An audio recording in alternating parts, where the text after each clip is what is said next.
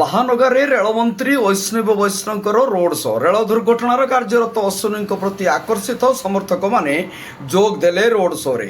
ସୌର ନିର୍ବାଚନ ମଣ୍ଡଳୀରେ ଏବେ ରାଜନୀତି ସରଗରମ ହେଉଥିବା ବେଳେ ବିଜେପି ତରଫରୁ ବାହାନଗାରେ ଅଶ୍ୱିନୀ ବୈଷ୍ଣବଙ୍କର ରୋଡ୍ ଶୋ କରାଯାଇଛି। ଏହି ରୋଡ୍ ଶୋରେ ଅଶ୍ୱିନୀ ବୈଷ୍ଣବଙ୍କ ସହ ସୌର ନିର୍ବାଚନ ମଣ୍ଡଳୀର ବିଜେପିର ବିଧାୟକ ପ୍ରାର୍ଥୀ ପରଶୁରାମ ଧଡ଼ା, ଭଦ୍ରକ ସଂସଦୀୟ କ୍ଷେତ୍ରର ବିଜେପିର ସାଂସଦ ପ୍ରାର୍ଥୀ ଅଭିମନ୍ୟୁ ସେଠୀଙ୍କ ସହ ମଧ୍ୟପ୍ରଦେଶର କ୍ୟାବିନେଟ୍ ମନ୍ତ୍ରୀ କୈଳାସ ବିଜୟବର୍ଗୀ ଯୋଗ ଦେଇଥିଲେ। ଏହି ସହରରେ ବାହାନଗା ରେଳ ଦୁର୍ଘଟଣାର କାର୍ଯ୍ୟରତ ଅଶ୍ୱିନୀଙ୍କ ସମର୍ଥକମାନେ ହଜାର ହଜାର ସଂଖ୍ୟାରେ ଯୋଗ ଦେଇଥିଲେ।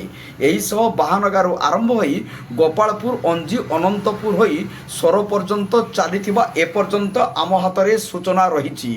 ବାହାନଗାରୁ ଶିଶିର ରୋହିଙ୍କ ରିପୋର୍ଟ, ଜନତା ଏକ୍ସପ୍ରେସ୍।